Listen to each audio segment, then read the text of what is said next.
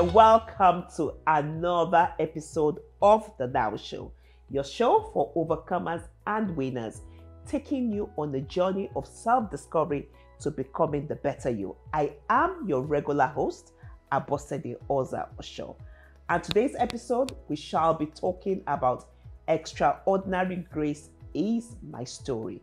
Not my story, but the story of my guest, my sister, my friend, Mrs. Oluwatoyin Bakare. Wow. Thank you. So you're welcome to the N.O.W Show. Thank you for doing this with us. To come to us and share your life.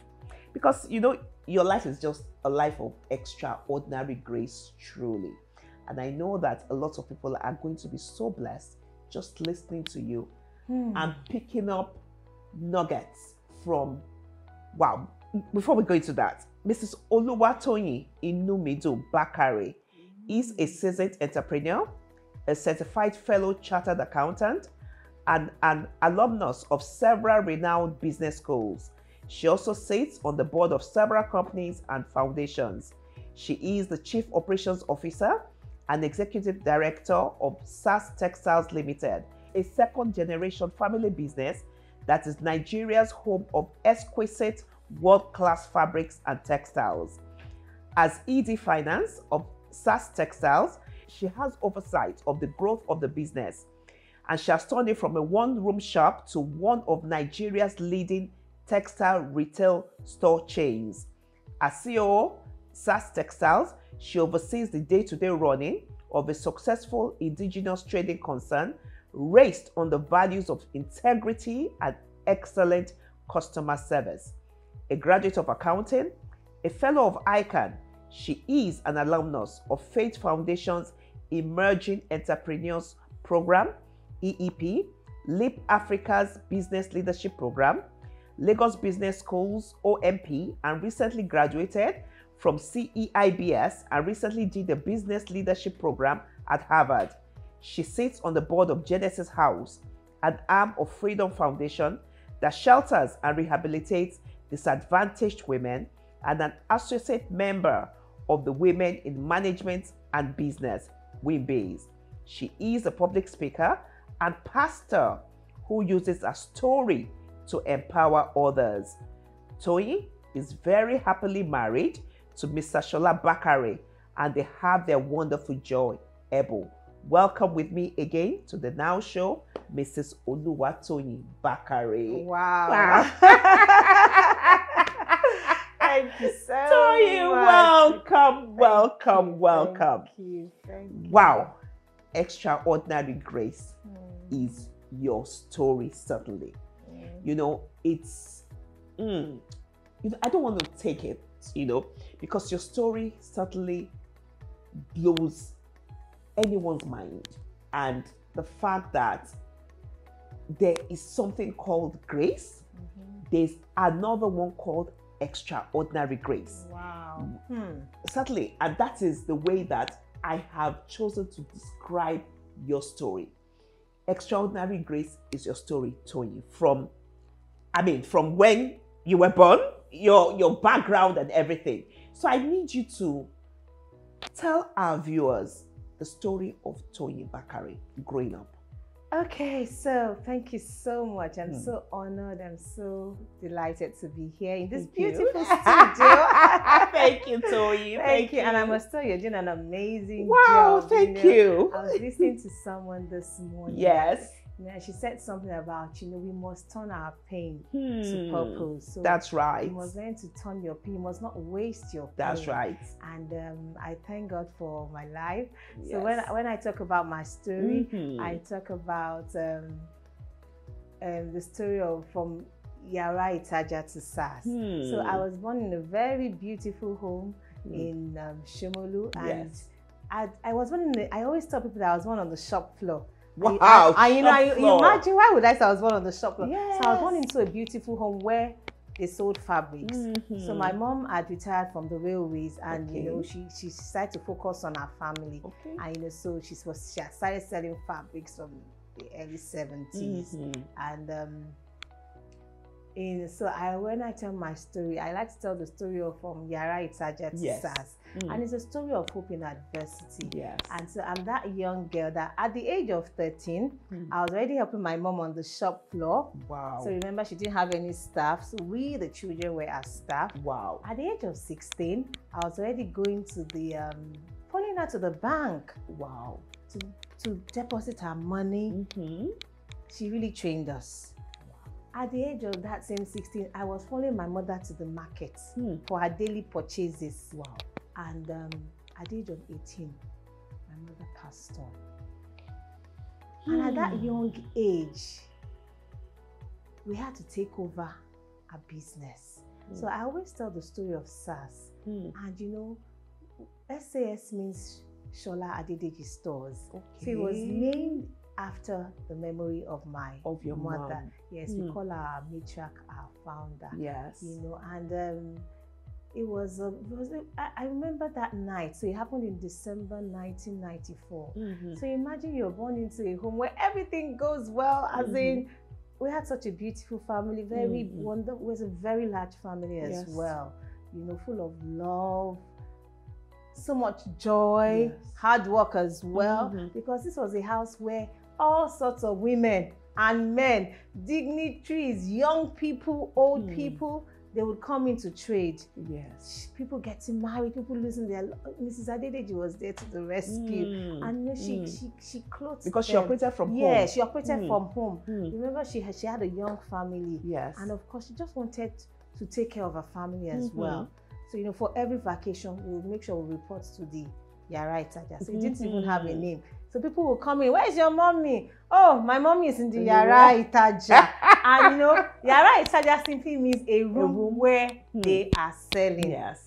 And so it was we have a lot of childhood memories from the Iyara Itaja. I can imagine. You know, and it was a beautiful place. And the Iyara Itaja grew from one room, I think in the early 90s, it became 2 rooms, you know, and that was the beginning of our expansion. I remember on the 3rd of December, a day before my mom passed on, she called me and she said, Toyin, where are all these customers coming from? It was a very busy day.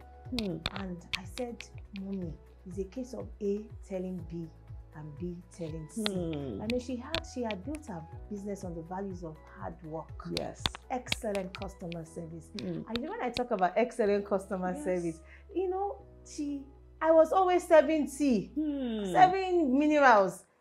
Everybody, in fact, there were some people that would come and eat Saturday morning, they're meant to come and buy fabric. So, but she had this wonderful relationship with her customers. And you know, she had built her life around all these values, which we now took over, based on fairness, integrity, hard work. And so on the 4th of December 1994, you know, my mom passed on, and you know, the story of her passing on is not even... Yes, you know, my mom was, she was shot dead, you know. Wow. And I remember a week after, you know, she passed on, you know, everything happened so suddenly. The whole city of Lagos knew that somebody had passed on. She was a legend, she was an icon, an extraordinary woman. Everybody knew Mrs. Adedeji. They used to call her Iyabeji. And I remember a week after she passed on, I didn't even know what it meant for God to speak to someone. But you know, she had passed on a Sunday. By Friday, she had been buried in the city of Ondo, because that's where we came from. You know, having to make such decisions at a young age. Remember, I was only 18. You know, my senior ones had to come in, having to break the news to everyone. I don't even know where the grace came from, but you know, God kept me. God had prepared me for a time such as that. You know, and I think the thing that comforted me most was, I always tell people that my mom died listening to the word of God. You know, I had always prayed for her to know the Lord, you know, and I'm so glad that God answered that prayers, you know. And that Sunday night, she had left all of us in the living room downstairs, and she said she was going to listen to Kumuyi preach. You know, towards the latter part of her life, she started to have a hunger to know the Lord. And so by the time those people came, you know, and you know, she was shot, I think God wanted to confirm something to me. The people who came in, they were armed robbers. Yes. So armed robbers attacked your home. Yes. Yes. And on getting inside, yes, they met you, the children. Yes, I had to lead them upstairs. Wow. Yes, and I think I remember taking them upstairs that night. They wanted to take my earring. I had to tell them, I'll take it easy, I'll remove it for them. I didn't even know that anything gruesome was going to happen. Wow. But in all of this, I always tell people that God was with us. It might be difficult to explain it, what the enemy meant for evil. God turned it around for good. And I think after I had seen her and I spoke to her, I said, Mommy, say something. But she didn't say anything. And she was rushed to the hospital. And I remember going into her room and I still heard the radio on. Kumi was still preaching. I switched it off. For me, that was a sign. It was as if the Lord was saying, your mom died listening to my word. And, and a week after, the Lord tells me to go to Isaiah 57, and I open it, and He says, the righteous perish, no man understands it. Devout men are taken away because God is taking them away from the evil that is to come. And so for me, that was like, okay, so you took my mother away from the evil that is to come. And He said, affliction will not rise up again the second time. And from that young age, we had to open, we had to continue to, we continued living. We didn't give up. We chose not to bury ourselves in our pain. We chose to continue because she was an amazing woman doing a wonderful job, feeding our family. And so I remember like some years after, I think it's maybe 10 years after she passed on, and I was on a journey with my senior sister. I called my senior sister my MD, and I told her that, how did we get into this SAS? How did we get into it? She said, immediately after Mommy died, we were asked to open the shop. Remember, she had trained us up. That's why it's important to train your children. She had taught us everything about her business. Not even knowing that she was going to have a short life. Yes, and so my mom passing at the age of 48. Wow. And so I talk about the first generation of SARS. So we're transgenerational, and I say it's a story of hope in adversity. And from then, at that young age of 18, we opened our first store because we had to take the business out of the house. And this was a woman that had done business in her house. She didn't want competition. She didn't even have a business name. She didn't have a business logo. She did business from her heart. Even though I think I'm talking about Toyin Bakare, but I can't help talking about Mrs. Adedeji. Because without Mrs. Adedeji, there is no Toyin Bakare. And I wanted to say something. She did business from her heart. She gathered her customers. And so we continued. So the second, I want to quickly say something here. So when it was time to take the business out of the house, one of our friends comes in and says, oh, there's a building somewhere in Surulere. Oh, people need to take the business out of the house. We said, no, my mother didn't like competition. She just wanted to do business quietly. But a voice said, why don't we pray about it? And so that's how we opened our first store in 1995 at the Surulere Super Plaza in Akerele. And from there we began to expand, And so where do I continue? Fast forward, we started to open other stores, Initially, it was just my sister and I working together with the support of our dad, and after so many years, today we're 7 children, and we all work together. Wow. Yes. All 7 of you. Yes, ma'am. You see why I say that is extraordinary grace. Because some other persons, with that incident, with that tragic thing that happened, they would have said, no, we don't want to be involved in this business. Because, the thought would have been, oh, if Mommy was not selling fabrics and she wasn't selling fabrics in the house, that everybody sees as a cash cow business. So they would have looked at it that the only reason why armed robbers came was because Mommy was doing this business. And that would have been the end. But you all decided that, no, this was not going to bring down your family. In fact, you were going to keep her legacy, yes. her memory alive by actually turning her business into this mega business it has become today. Yes. Wow. And all of her children in the business. In fact, I'm sure she's smiling down and saying that. Everybody always says so because surely we have a picture of her in every of our stores. Yes. And we just decided to build on her legacy. Remember, she had left a very good will. She had such goodwill. I mean, every day of my life, I hear stories about my late mom. Yes. I hear amazing stories. I'll just tell you just one. And I remember some years ago, a woman comes into the store and says, "Oh, I've been looking for you people. Your mother was an amazing woman." And I say, "Hey, so let me tell you a story."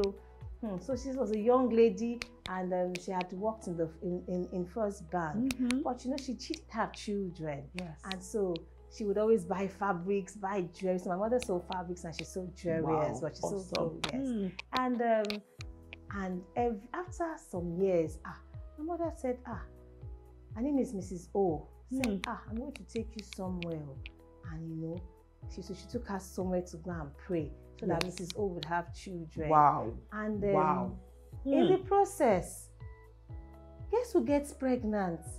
Don't tell me your mom. My mom got pregnant.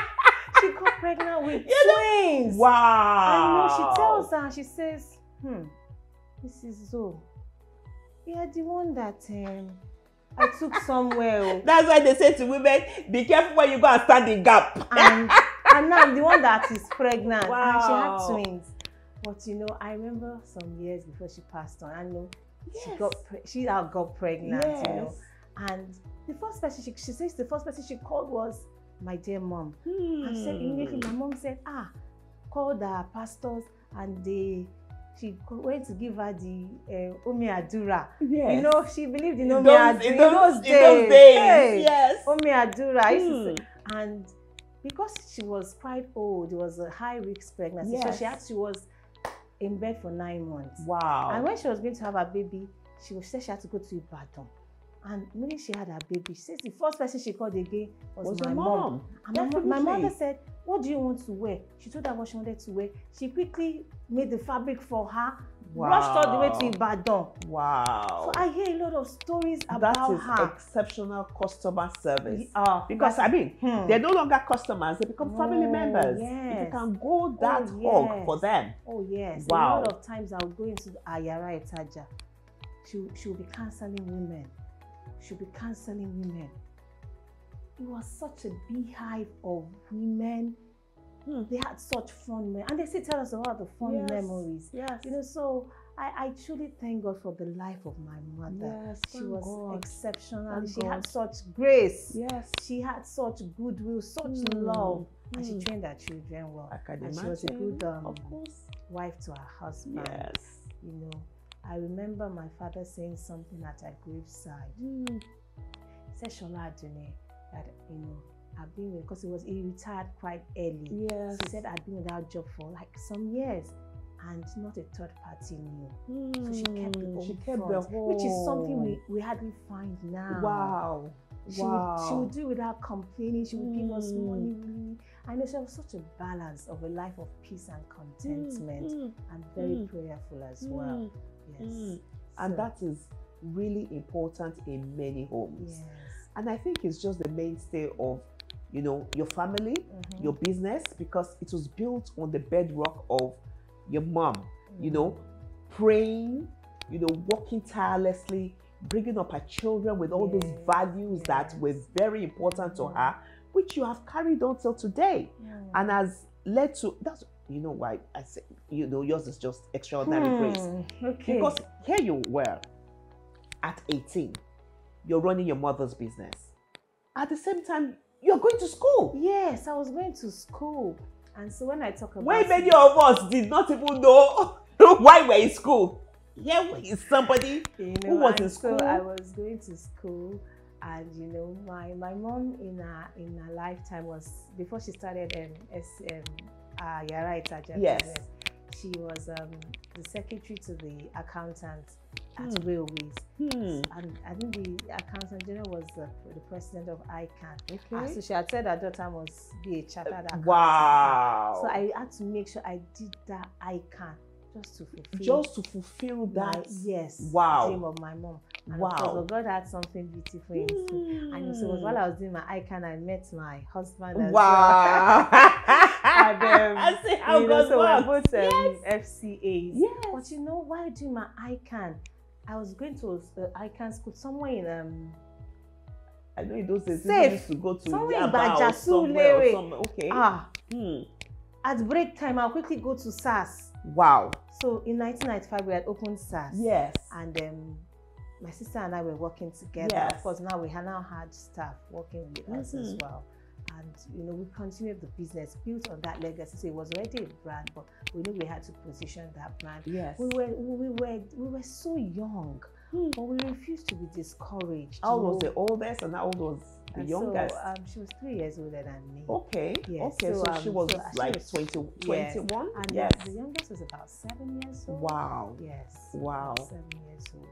But you know, so we continued doing the business, and the business began to grow, and you know, we had to do a lot of personal development, and remember we built our business based on the foundations of prayer as well, because I grew up in this house where we would pray morning and night. No, initially we used to pray only morning. So once again, when Father's bell, we must all come to the living room, and everybody will pray in Yoruba and pray in English. But after I think I have to tell this part. After my mom passed on, my father introduced night prayers. I think that was what really kept us. And so he bought this pamphlet, and that they had some hymns in it, and there's just about 12 hymns. Yes. Amazing Grace, Blessed Assurance, Sometimes the Light Surprises, a Christian while he sings, and Abide with Me. And we would sing together every night. I would take turns to pray. I think that's what kept my family. Wow. That's how we, you know, God delivered us from the fear, the trauma, the pain. You know, because it's not easy to see your mom pass on right in front of you. And in such a gruesome manner. Yes. Especially. And you know, so we continued. And I would like to fast forward, you know, to the year 2019. Okay. Yes. So in the year 2019, I traveled to go for a surgery. Yes. So I'd gone to Germany, and I just wanted to take out fibroids. Yes. And some complications happened, and so after the first surgery, I was okay. For some days after, I think I was having some pains and I was throwing out food, and they said they had to take me for another CT scan. And the same day I was taking for the CT scan, it was discovered I had maybe some punctures in my intestine. What? And so I was going to be opened up again. But for every time I went into surgery, you know, I would get a word from the Lord, and He would tell me that, you know, even though you go through the valley of the shadow of death, you know, I am with you. You know, it was always a word of fear not, and I was always comforted. And as if that was not enough, after the second surgery again, there was now where the catheter was put, it was leaking. Remember, this was not in Nigeria. I went to the best hospitals, and they said it was a leakage in my urethra. By then, I'd become very weak. I didn't know what to do, and they said they were going to open me up a third time in 2 weeks. But you know, I thank God for prayers. I thank God, yes, third time in 2 weeks. I had to learn how to eat again. I had to learn how to walk again. And I was in a country where there were language barriers. But in all of this, God was with me. Of course, I thank God for my sister. My sister had to stay with me. My husband too had to come in. We had to keep on changing tickets. And so where am I going? So after the third surgery, so for the first 2 surgeries, I'll wake up in the recovery room. The third surgery, I woke up in the ICU. And I said, where am I? But you know, I remember the nurses there, they didn't even know who I was, but they said, oh, when she woke up, she was shouting Jesus. They said, oh, you're so funny. But you know, I thank God that God healed me. You know, I thank God that after the third surgery, you know, one of our fathers in the Lord had prayed for me. All my pastors were prayed for me. And I remember my pastor saying that it was a prayer in Yoruba that Jesus will farahàn. That means that Jesus will show himself. And so even though I woke up in the ICU, I knew I wasn't meant to be there. And I told them that I needed to leave here immediately. I knew truly there was a turnaround. Wow. And my recovery was very rapid. You know, all the symptoms, everything came back. I mean, I moved bowels immediately. Wow. I mean, there's some things we take for granted. Yes, oh, yes. You know, God is so merciful. And so we're getting ready to come to Nigeria. I finally got a clean bill of health, and I was happy to come back home. Yes. And the day I was coming back home on a Thursday, on a Friday, and on Thursday, I saw so many missed calls on my phone. What had happened? Our first store had gotten burnt. Oh no. And it was, but I remember that night when we heard about the fire. Yes. So the fire started from upstairs. And it started from our warehouse. And I was like, Father Lord, I don't know where the strength came from. I remember, so our warehouse was upstairs. Our store was downstairs. Yes. And I had heard somebody's testimony. And, you know, she too, our store was going to get burnt. You know, this fire was coming. And she said, she prayed the prayer that, Lord, you're the consuming fire. Yes. So we had heard that upstairs had gotten burnt. Yes. And I cried out that night in my pain. I said, Father, Lord, this fire must not get downstairs. And God heard that prayer, you know. In fact, it was a prayer I prayed in Yoruba.